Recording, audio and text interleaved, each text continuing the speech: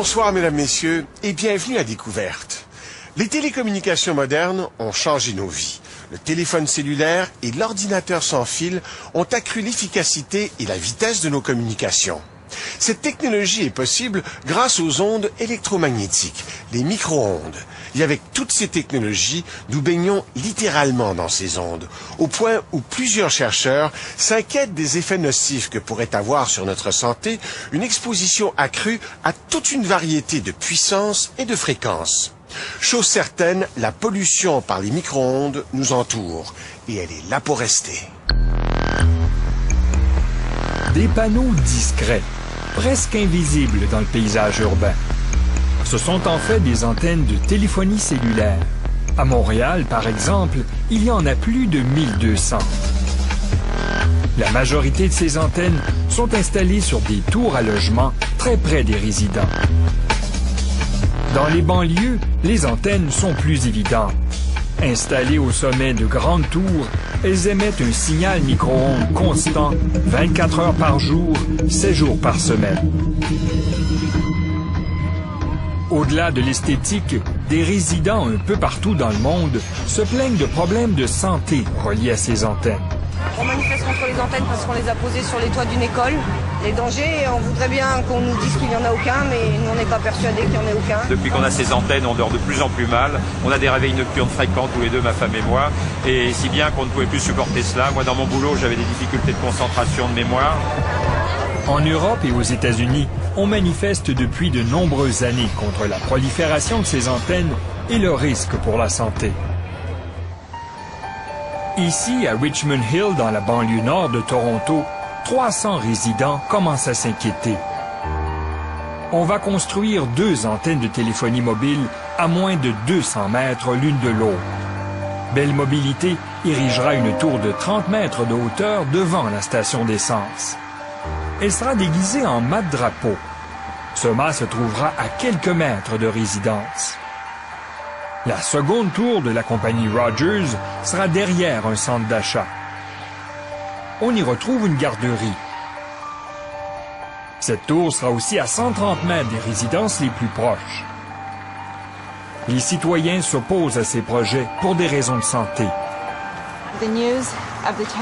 J'ai été atterrée d'apprendre la nouvelle que l'on allait construire 2 tours à proximité de ma demeure. J'ai fait beaucoup de recherches et trouvé plusieurs études qui démontrent une augmentation de l'incidence du cancer pour les gens qui vivent près d'une antenne de cellulaire. C'est angoissant de penser que ces 2 tours de cellulaire seront si près de ma maison dans un secteur où il y a de jeunes enfants. C'est un quartier de nouvelles familles. Selon Magda Havas, spécialiste en bioélectromagnétisme à l'Université Trent, les inquiétudes de ces résidents sont fondées.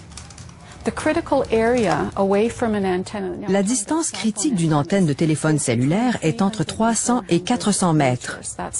Les études démontrent que si on habite à l'intérieur de cette distance, on a 3 ou 4 fois plus de risques de développer différents types de cancers.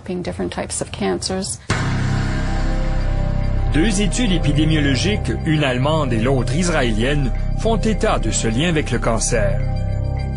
Certains riverains d'antennes souffrent également du syndrome des micro-ondes. De nombreuses études épidémiologiques confirment ces symptômes. Dépression, maux de tête, fatigue, perte de mémoire, étourdissement et insomnie, entre autres. Les 8000 antennes de cellulaire au pays nous exposent à une radiation constante de micro-ondes. Mais ce ne sont pas les seules sources. Même dans nos maisons, nous sommes plongés dans un bain chronique de micro-ondes. Nous avons des antennes miniatures qui émettent continuellement un signal invisible à l'œil nu. En fait, même le four à micro-ondes est un puissant émetteur. Dans sa cuisine, le professeur Magda Havas fait chauffer une simple tasse d'eau. Elle mesure les micro-ondes qui s'échappent du four. Nous mesurons plus de 1000 microwatts par mètre carré. Nous ne pouvons pas mesurer jusqu'où ça va, mais plus nous nous approchons et plus les niveaux montent. Surprenant, puisque ce four d'une puissance de 1000 watts ne devrait pas laisser échapper de radiation. Malheureusement, c'est normal. Les manufacturiers affirment qu'ils sont adéquatement blindés, mais ils ne le sont pas. Tous les fours que j'ai testés ont émis de la radiation sur plusieurs mètres. Est-ce que cette radiation peut poser un risque pour la santé? Il y a eu de nombreuses études qui ont examiné les effets de la radiation micro-ondes sur la santé. Et maintenant, nous sommes exposés de partout. Nous la recevons des antennes, de nos cellulaires, de nos services sans fil, de nos fours micro-ondes, c'est partout. Avec ce type de radiation, il y a des effets sur la santé. La même démonstration cette fois-ci avec les téléphones domestiques sans fil.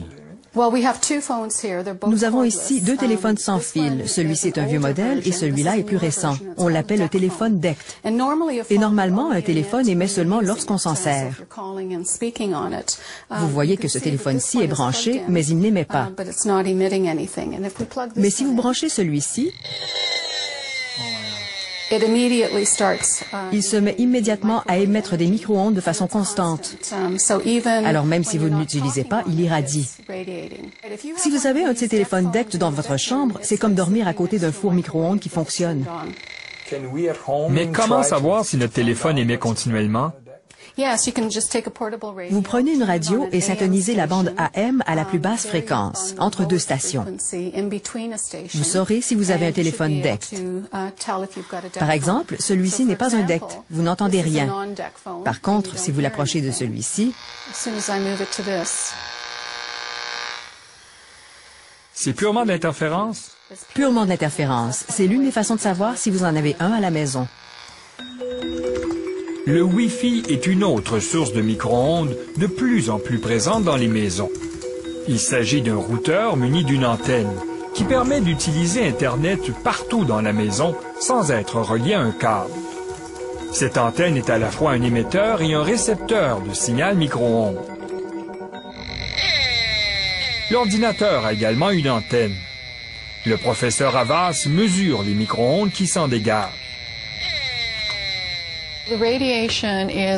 La radiation est émise ici et se propage vers nous, ce qui nous expose. L'appareil de détection est directionnel et mesure seulement l'intensité de la radiation provenant de cette direction-ci. Mais fondamentalement, nous sommes enveloppés, nous sommes entourés de cette forme d'énergie. Le plus loin nous nous tenons de cette antenne, le moins nous sommes exposés, et c'est une bonne chose. Ce portable est sur une table, il est donc plus loin. Mais si je l'avais sur mes genoux, là je serais beaucoup plus exposé. Lorsque l'on navigue sur Internet, l'antenne de l'ordinateur émet et reçoit un signal continuellement. Hey Michel, ça va bien? C'est le même principe lors d'une conversation au téléphone cellulaire. On émet un signal lorsqu'on parle et on reçoit un autre signal lorsqu'on écoute. Parfait. Moi aussi, je vais pouvoir être là, mais j'ai encore des petites choses à faire. La puissance moyenne du Wi-Fi est relativement élevée. Pour envoyer un simple courriel, la puissance est faible. Mais lorsque l'on visionne une vidéo qui requiert beaucoup d'informations, la puissance peut être 1000 fois plus élevée. On a mesuré toute une série d'effets biologiques bien en bas de la puissance moyenne du Wi-Fi. Troubles de mémoire, maux de tête, étourdissement et insomnie. En France, en décembre 2007, des problèmes de santé sont apparus dans 6 bibliothèques municipales parisiennes.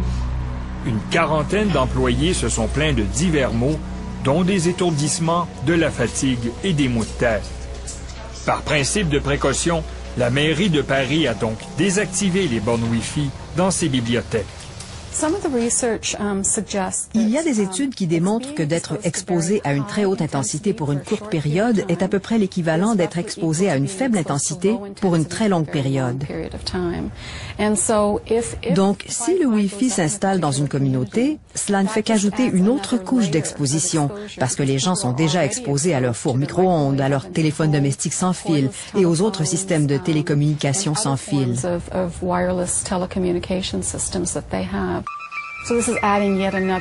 Donc cela ajoute une autre couche. Ce n'est pas uniquement le Wi-Fi. Et le problème, c'est que toutes les communautés en veulent.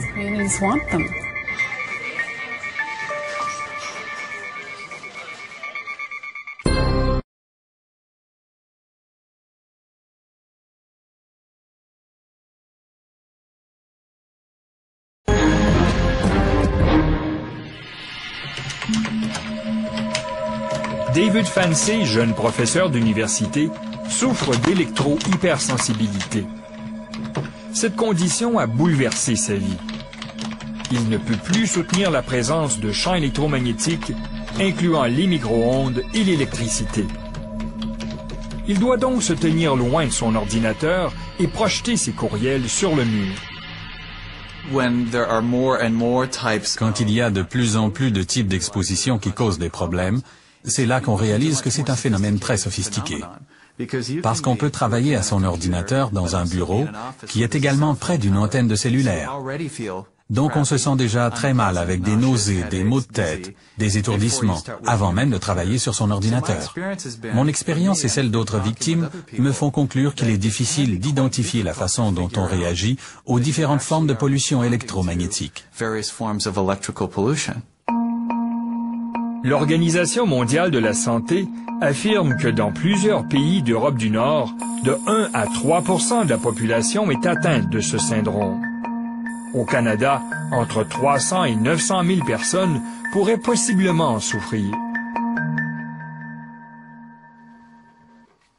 David Fancy travaille beaucoup à la maison. Il doit subir une source additionnelle et inusitée de micro-ondes.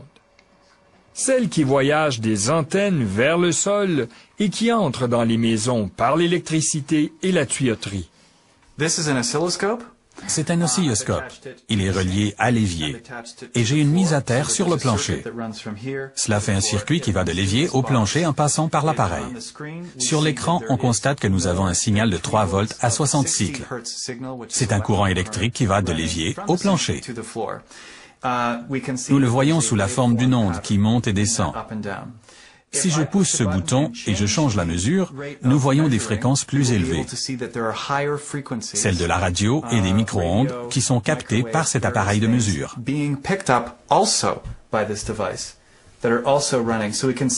Nous voyons qu'il y a différentes formes d'ondes alors que nous montons dans les kilohertz.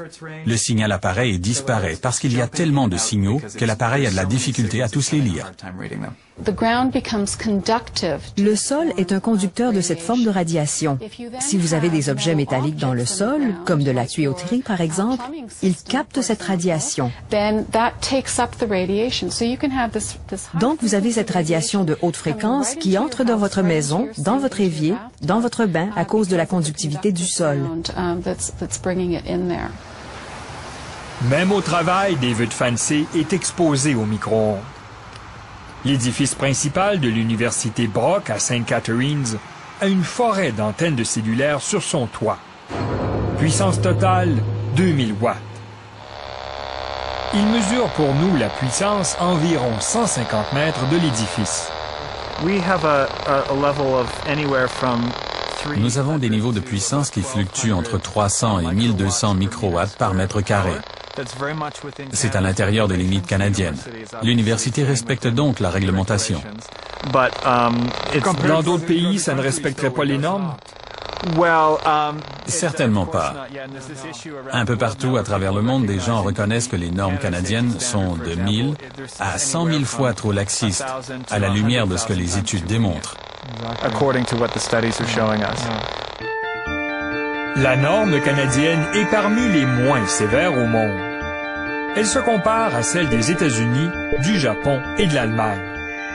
Par contre, elle est de 100 à 1000 fois plus stricte en Italie, en Suisse, en Russie et en Chine. À Salzbourg, en Autriche, la norme municipale est 10 000 fois plus stricte qu'au Canada. Pour Santé Canada, responsable d'établir cette norme, il n'y a pas de raison valable de l'abaisser. Nous devons maintenir le code de sécurité comme un standard scientifique. Nous couvrons un large spectre de technologies, non seulement le téléphone cellulaire, les antennes et ce genre de choses, mais également l'exposition des professionnels. Nous croyons que nos normes protègent adéquatement tous les Canadiens et qu'il n'y a pas de raison à ce moment-ci d'abaisser ces normes.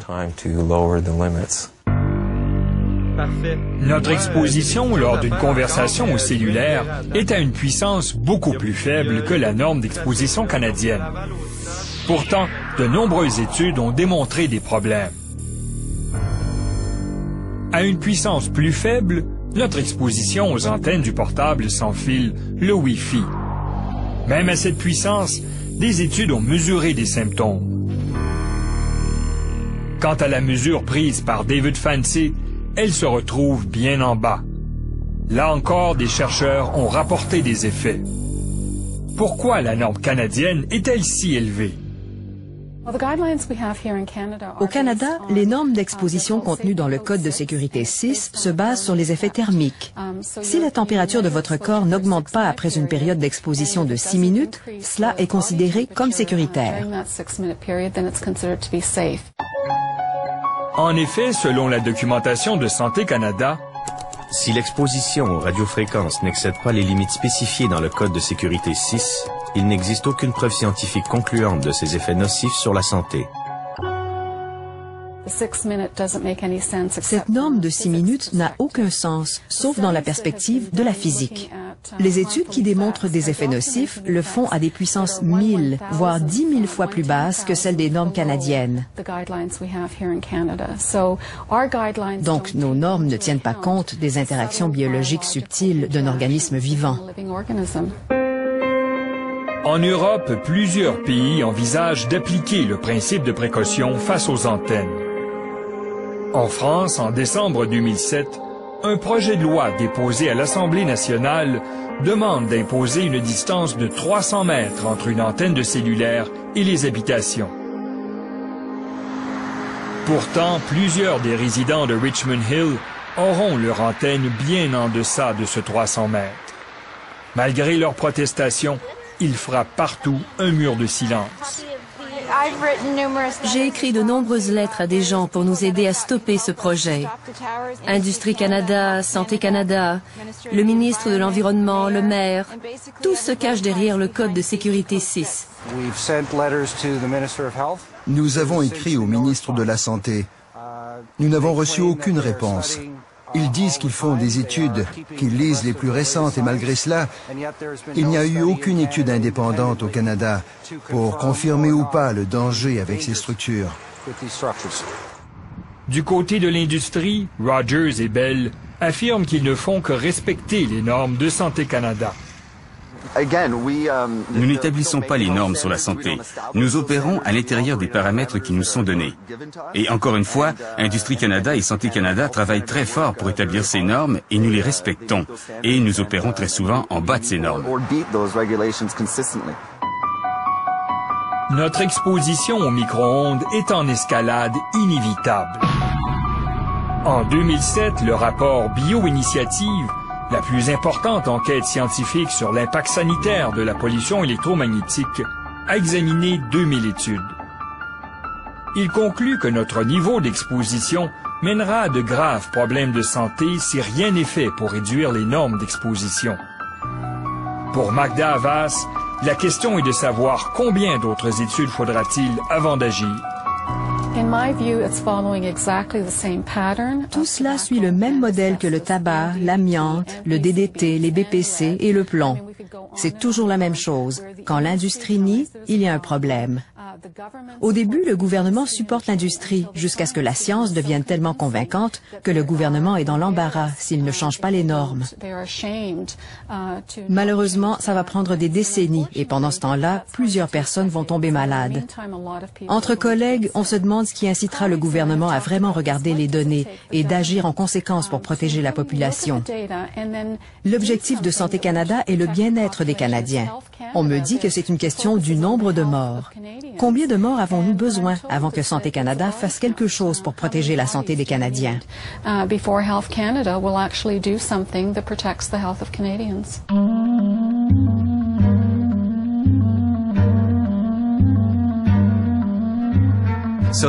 Il y a donc toute la notion de liberté de choix. Et je crois que lorsqu'une communauté envisage d'installer ou pas le Wi-Fi, elle devrait le faire dans une perspective démocratique du citoyen et du consommateur. Est-ce que j'ai le choix ou pas d'être exposé à ça?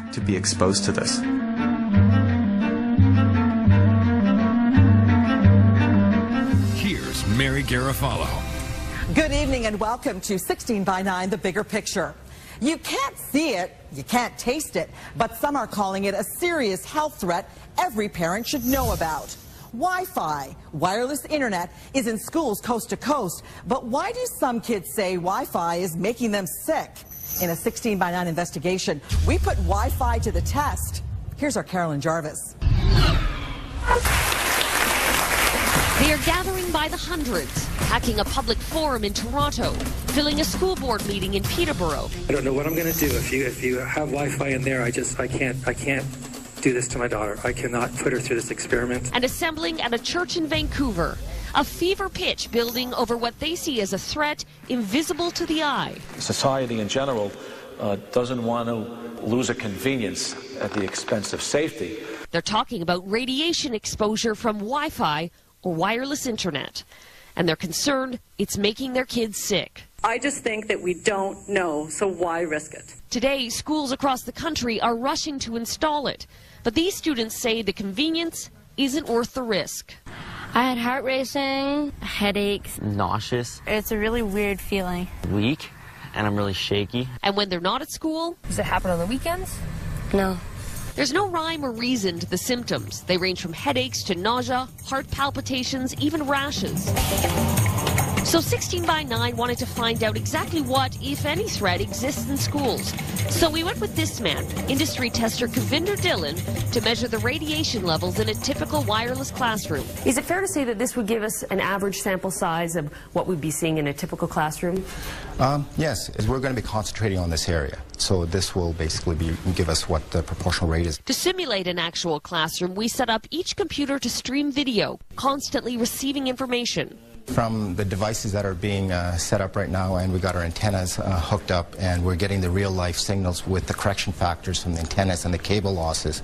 Right now, we are basically 113.8 microwatts.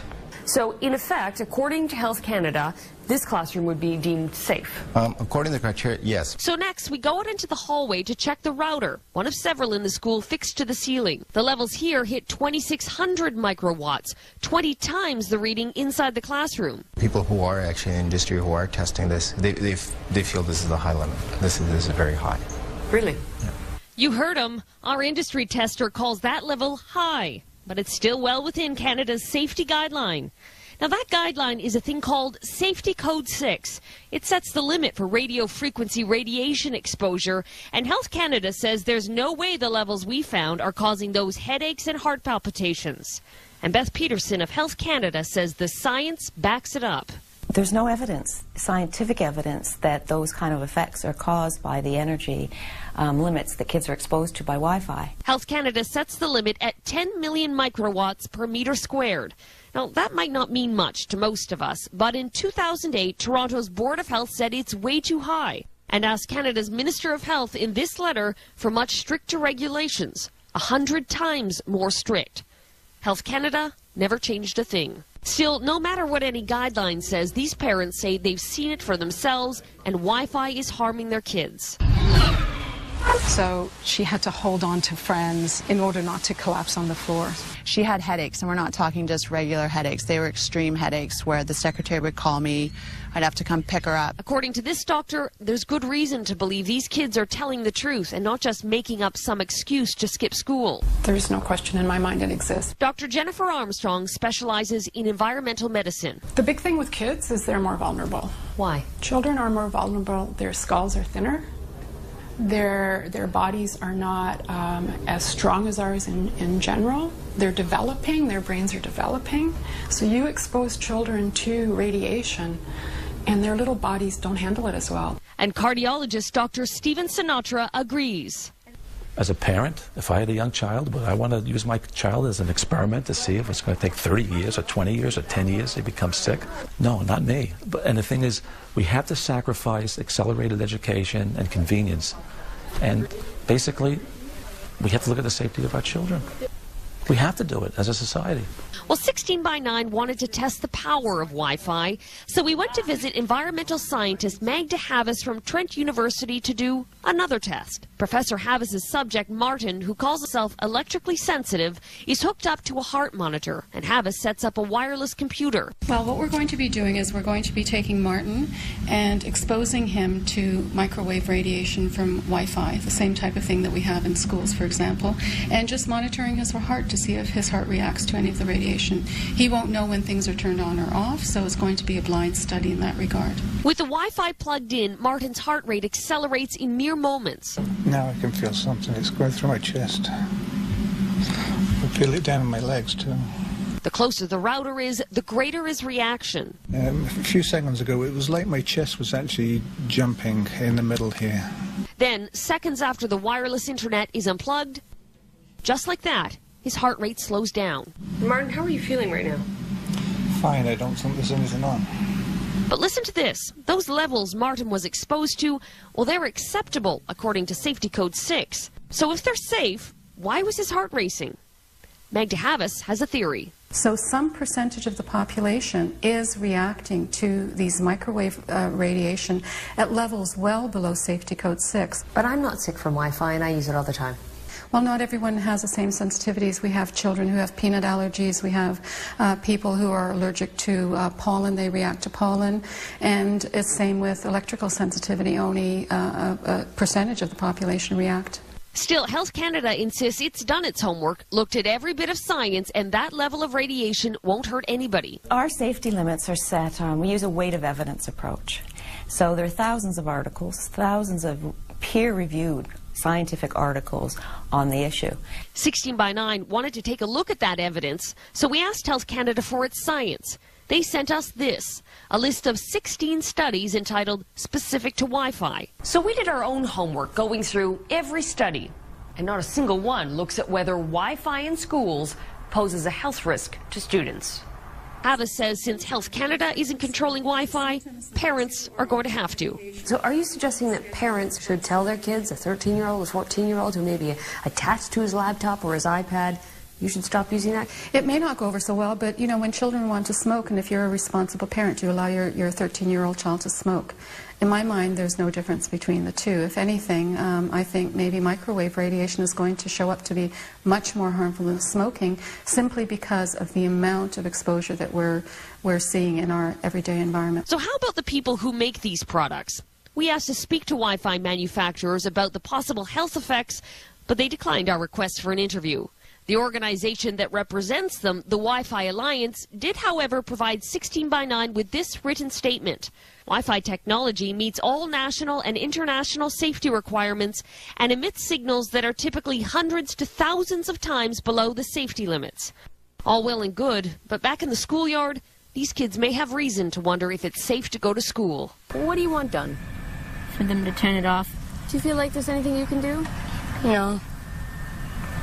I'm pretty sure they won't listen to us kids.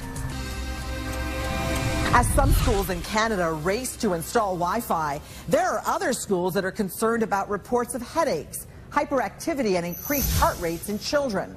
Should we be concerned about wireless technology? And what exactly does it emit? Here again is our Carolyn Jarvis. Across the country, these parents, teachers, and experts are saying the same thing. There are children getting sick, and I don't think it's worth the risk. I really hate sending her to school, given the environment that she's in. Wi-Fi is toxic. It's a different form of toxicity, but it's toxic to our bodies. He would often complain of heart palpitations or chest pains. I'd start getting headaches, foggy vision, and just all weirded out. To expose my kids knowingly is very frightening for me. For me as a parent, I find it incredibly frustrating and scary and sad that no one's even listening to the concerns of the parents. Their concern? That radiation from wireless computers and this little contraption mounted in the hallways and classrooms of schools can make students sick. It's Wi-Fi, and Health Canada says there's no risk from the radiation it emits. That's just simply not true. That's simply not true. Dr. David Carpenter is a world-renowned expert in environmental toxins in Albany, New York, and he says the Canadian government is just plain wrong. What we do is look at the weight of the evidence. But that's what they said they did. They didn't.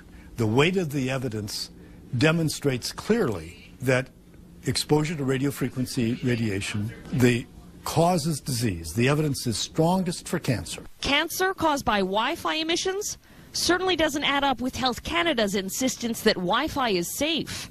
So you're saying that their science is faulty, or their analysis of the science is faulty? Their science is faulty, and certainly their analysis is faulty. You can selectively look at literature, but there's been evidence for harmful effects of microwave radio frequency radiation for 30 or 40 years. Why choose to ignore that? How does that possibly benefit them? When you acknowledge you have a problem and you're a government agency, you have to do something about it. Canada's government might not be doing anything about concerns, but in France, the town of Hérouville-Saint-Clair is. It's the first municipality in the world to remove Wi-Fi from schools and public buildings. Moi, j'ai un devoir en tant que maire. Mayor Rodolphe Thomas says he's taking a precautionary approach because he's not willing to gamble with the health of children here.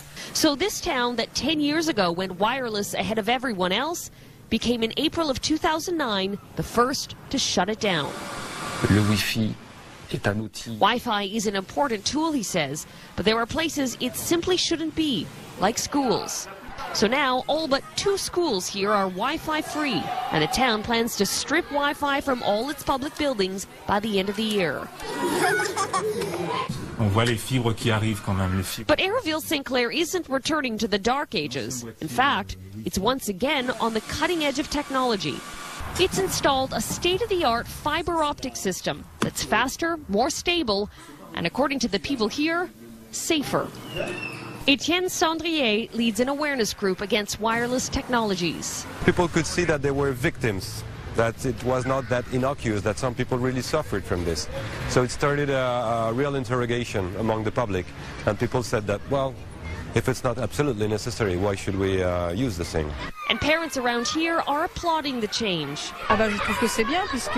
She says removing Wi-Fi is a good thing for students. And while other European countries might not be pulling Wi-Fi, they are taking a stand. In 2007, Germany recommended children limit their use of Wi-Fi, uncertain of its long-term effects. And in Britain, a handful of public schools decided independently to remove it. But back in Canada, there's no precautionary approach. Wi-Fi is going up, not coming down, leaving students like Mackenzie Honing with no good option. Go to school and feel sick. It's just kind of weird. It felt like my heart kept skipping beats. Or don't go to school at all. I noticed that every time I came home for the weekend, it started to get better, and by Sunday I'd feel normal. No headaches or anything like that. Well, this is the petition. Mackenzie's mom, Linda, is fed up waiting for the government to change its mind, so she started her own campaign, hopeful more parents will join her. We don't have 10 years on this issue because the exposure of radiation for the kids is harmful. Environmental health expert Dr. Carpenter says it's time we stop turning a blind eye to the risk. When you look at the guidelines that have been put in place by Health Canada, do they go far enough to protecting Canadians? They certainly do not. These guidelines are based on a fallacy. A fallacy that, according to Dr. Carpenter, is putting children at risk. It's appropriate for parents to demand that Wi-Fi not be placed in school. Not because we have proof at this stage that it's harming the children, but because we have absolutely no evidence that it's safe, contrary to what any government agency says. And not heeding the warnings of experts like Dr. Carpenter is leaving students like Jeremiah feeling helpless. I really am nervous. I don't really like school no more. You used to like school? I used to love it. I'd get mad if I missed a day. Dr. Carpenter warns there may be many missed days or worse for students like Jeremiah if change doesn't come soon. You don't want to wait until you can count the bodies before you tell the public that there is a serious potential of harm. And with regard to the issue of Wi-Fi in schools, this is exactly where we are.